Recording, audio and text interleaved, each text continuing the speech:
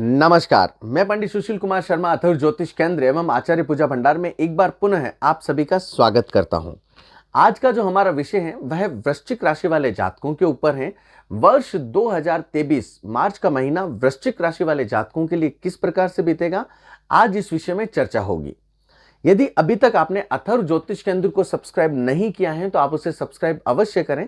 इस चैनल के माध्यम के द्वारा आपको समय समय के ऊपर ज्योतिष से जुड़ी हुई जानकारियां उपलब्ध होती रहेगी। यहां पर यदि मास प्रारंभ से ही वृश्चिक राशि में ग्रहों की चलायमान स्थिति के बारे में बात की जाए तो सूर्य, शनि और बुध यहां पर कुंभ राशिगत चतुर्थ भाव में चलायमान रहेंगे। यहां पर बृहस्पति, शुक्र मीन राशिगत संतान भवन में चलायमान है। राहु मेष राशिगत आयु भवन में चलायमान है। मंगल वृषभ राशिगत भार्य भवन में चलायमान है। चंद्रमा मिथुन राशिगत पितृकारक भाव में चलायमान है और केतु तुला राशिगत द्वादश भाव में चलायमान कहे गए हैं। यहां पर यदि वृश्चिक राशि वाले जातकों के बारे में मार्च के महीने की चर्चा की जाए तो इस महीने को मिश्रित फल कारक महीना कह सकते हैं। कुछ उतार चढ़ाव के साथ में जातक का यह महीना बीतेगा। यहां पर यदि साप्ताहिक रूप से जातक की चर्चा की जाए तो 1 से 7 मार्च के समय की जो शुरुआत है वह जातक के लिए थोड़ी सी कष्टकारक रह सकती है। 1, 2, 3 मार्च का समय कष्टकारक रहेगा। यहां पर जातक को जिसे ये कहते हैं ना कि राजकीय कार्य में या किसी भी कार्य के प्रति 1 से अधिक चक्कर लगाने पड़ेंगे। कहते ना कार्य में तो चक्कर लगा लगा के थक गया। तो ये इस समय अवधि में थोड़ा सा मानसिक चिंताओं भरा और थोड़ा सा कठिनाइयों भरा समय कहा जा सकता है। यहां पर जिसे ये कहते हैं ना कि बार बार आपको एक ही ऑफिस के चक्कर लगाने पड़ेंगे। कार्य की शुरुआत आप करना चाहोगे लेकिन फिर भी नहीं हो पाएगी। यहां पर यदि 4 से 5 का मार्च का समय कहा जाए तो वृश्चिक राशि वाले जातकों के लिए यह समय थोड़ा सा योग कारक है। जिसे कहते हैं ना कहीं मुझे वापस संभलने का मौका मिल रहा है, आगे बढ़ने का मौका मिल रहा है, नए अवसरों की प्राप्ति इस समय अवधि में होगी और साथ ही साथ कहीं ना कहीं भाग्य जातक का समय समय के ऊपर इस समय अवधि में सहयोग करेगा। यहां पर जीवन साथी के बारे में भी यदि कहा जाता है तो ये ऐसा कहता है कि वहां से भी आपको कहीं ना कहीं शुभ समाचारों की प्राप्ति जरूर होगी। 6 से 7 के समय की यदि बात की जाए तो ये भी काफी सफलतादायक समय कहा जा सकता है। आपको जिसे कहते हैं ना कि ये जो 6 से 7 मार्च का समय है या इस समय अवधि से ही आपको ऐसा लगेगा कि नहीं भैया, मैं भी स्वाभिमानी व्यक्ति हूं, मेरी भी इज्जत है, मुझे कहीं अनावश्यक झुकना बिल्कुल पसंद नहीं है। हाँ, मैं मेरे स्वभाव को या मैं मेरे मान और मैं मेरे पद प्रतिष्ठा को कभी भी खंडित नहीं होने दूंगा। ऐसा विचार आपके मन में इस समय अवधि में आ सकता है। यहां पर आपके ऊपर अधिक कार्यों का बोझ रहेगा लेकिन फिर भी आप उसे अच्छे से मैनेज कर लोगे। यदि वृश्चिक राशि वाले जातकों के बारे में द्वितीय सप्ताह की बात की जाए तो 8 से 15 मार्च का समय जातक के लिए, जिसे ये कह सकते हैं ना कि 8 से 10 मार्च का समय लाभदायक समय है। ग्रहों की स्थिति में बदलाव इस समय अवधि में होगा जिसका भरपूर लाभ जातक को मिलेगा। आगे बढ़ने के नए नए रास्ते जातक को मिलेंगे। साथ ही साथ कोई ना कोई व्यक्ति ऐसा कहेगा कि भैया तू मेरे साथ आके काम कर ले, मतलब कहते हैं ना कि सामने से आपको कह सकते हैं कि कार्य की शुरुआत करें और वो आपके लिए लाभकारी भी हो सकता है। यहां पर यदि 11 से 12 मार्च की बात की जाए तो ये समय पुनः थोड़ा सा मानसिक चिंताओं भरा है। कहीं ना कहीं ऐसे कार्य में आपके पैसे लग सकते हैं जिसके द्वारा आपको कभी भी इनपुट प्राप्त ना हो, तो सोच समझ के इस समय अवधि में आप निर्णय लें, वो आपके लिए अच्छा रहेगा। अन्यथा कहते हैं ना कि किए कराई के ऊपर भारी पड़ना या अनावश्यक मेहनत करना, तो ये आपके साथ में हो सकता है। यहां पर आप विशेष तौर से अपने हठी स्वभाव को बिल्कुल दूर रखें।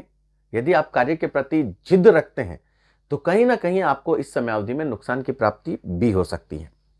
यहां पर आपको कहीं ना कहीं थोड़ी सी नकारात्मकता ऊर्जा आपके अंदर आ सकती है और कहीं ना कहीं व्यवसाय में जो आपके थोड़ी सी जो परेशानियां चल रही हैं या ढिलाई चल रही हैं वह आपको इस समय अवधि में देखने को मिल सकती है। 13 से 14 मार्च के समय की यदि बात की जाए तो यह समय पुनः योग कारक समय कहा जा सकता है। यहां पर संतान के प्रति जो भी आपके मामले अटके हैं वह ईश्वर की कृपा से जरूर पूरे होंगे। चाहे उसकी शिक्षा के प्रति हो, विवाह के प्रति हो, उसके करियर के प्रति हो, आपकी चिंता इस समय अवधि में जरूर दूर होगी। यहां पर आपको जिसे ये कह सकते हैं कि यह समय थोड़ा सा विवाद के प्रति भी हो सकता है, क्योंकि कानूनी मामले यदि आपके इस समय अवधि में चल रहे हैं या पहले से चल रहे हैं तो उसमें आपके विजय प्राप्ति के योग इस समय अवधि में जरूर बनते हैं। भैया एक अच्छे समाचार हैं आपके लिए। 15 मार्च को जिसे ये कह सकते हैं कि जातक पूरी तरीके से आध्यात्म के प्रति जुड़ सकता है, मन और पूरी तरीके से ईश्वर के प्रति लगा सकता है। यह भी योग काफी अच्छा है। तृतीय सप्ताह की बात की जाए तो 16 से 23 मार्च का समय जातक के लिए काफी योग कारक है। 16 से 17 मार्च का समय परिवार में कहीं ना कहीं खुशियां लेके आएगा, मांगलिक प्रसन्न हो सकते हैं। साथ ही साथ यहाँ पर जातक के जो अविवाहित जातक जातिकाएं हैं उनके लिए भी विवाह के संबंधित योग बन सकते हैं, ये भी काफी अच्छा समय है। 18-19 मार्च की बात की जाए तो व्यापारिक स्तर पर यह समय आपको बहुत बड़ी उपलब्धि हासिल करा सकता है। कोई ऐसी डील आपके द्वारा हो सकती है जिसमें आपको परम लाभ प्राप्ति के योग बने, बहुत ही अच्छा समय है ये। साथ ही साथ यहां पर आपके जो भी गतिरोध आ रहे हैं या जो दुविधाएं चल रही हैं वह भी ईश्वर की कृपा से आपके जरूर दूर होगी। यहां पर आपकी यात्राएं जो आप करोगे, कहते ना कि मेरी अनावश्यक यात्राएं होती है, परंतु यदि आप व्यापारिक दृष्टिकोण से कोई भी यात्रा कर रहे हो तो उसमें आपके परम लाभ प्राप्ति के अवसर आपको इस समयावधि में जरूर मिलेंगे। साथ ही साथ यहां पर यह कह सकते हैं कि 20-21 मार्च का समय थोड़ा सा पुनः कष्टकारी रहेगा। कहते ना कि अरे व्यर्थ में पैसे लग गए, तो ऐसा कुछ चीजें हो सकती हैं। या फिर जिसे ये कह सकते हैं कि आपका मन ऐसे कामों में लगेगा जिससे आपको कहीं कोई इनपुट ना रहे, या फिर आप ऐसा हो सकता है कि जो ये क्वालिटी टाइम समय है आप ऐसे ही व्यतीत कर दें, आलस आ सकता है। तो ये कुछ चीजें आपके साथ में हो सकती हैं। इस समय अवधि में आपको जहां तक हो सके आप सहनशील रहें, अपने कार्य के प्रति आप पूरी तरीके से कॉन्सेंट्रेशन बनाए रखें। और यदि आप जिसे ये कह सकते हैं कि थोड़ा सा विचलित हो तो आप अध्यात्म के प्रति जा सकते हैं, वो आपके लिए अच्छा रहेगा। बालाजी की पूजा करो भैया, सबसे श्रेष्ठ है। सारे आपके जो भी दुविधाएं चल रही हैं वह ईश्वर की कृपा से जरूर दूर हो जाएगी। 22 और 23 मार्च के समय की यदि बात की जाए तो पुनः समय ये योग कारक है। इस समय अवधि में ये कह सकते हैं कि आपको प्रतियोगिता परीक्षा में लाभ प्राप्ति के अवसर पूरी तरीके से मिलेंगे। आपको इस समय अवधि में पदोन्नति मिल सकती है। जो कंपनीज में काम करते हैं उनके टारगेट इस समय अवधि में पूरे हो सकते हैं। कुल मिला के भागम भाग का समय रहेगा, लेकिन लाभ प्राप्ति भी मिलेगी।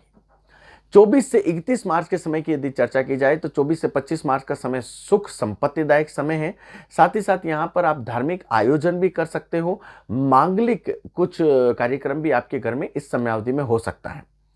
26-27 के समय की बात की जाए तो यहाँ पर आपके लिए कहते ना योग कारक समय है। जरा सी मेहनत आपको लाभ प्राप्ति कर सकती है, तो भैया आप इस समय अवधि में आलस्य ना रखें, ये आपके लिए काफी श्रेष्ठ रहेगा। साथ ही साथ आपको इस समय अवधि में आप अपने दोस्तों के साथ में समय को भी अच्छे से व्यतीत करोगे। 28 से 30 मार्च की यदि बात की जाए तो यह समय पुण्य थोड़ा सा चिंतादायक है। कहीं ना कहीं आपको इस समय अवधि में बोली बोली में वाद विवाद हो सकते हैं, उससे बचे।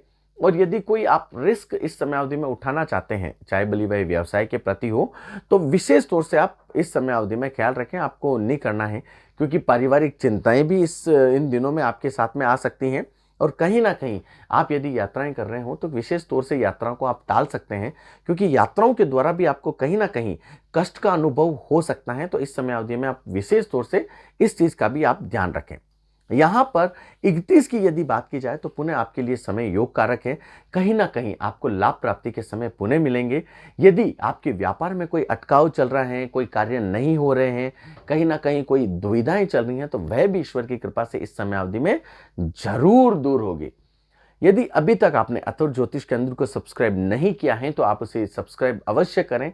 इस चैनल के माध्यम के द्वारा आपको ज्योतिष से जुड़ी हुई जानकारियां उपलब्ध होती रहेगी। जय जय श्री राम।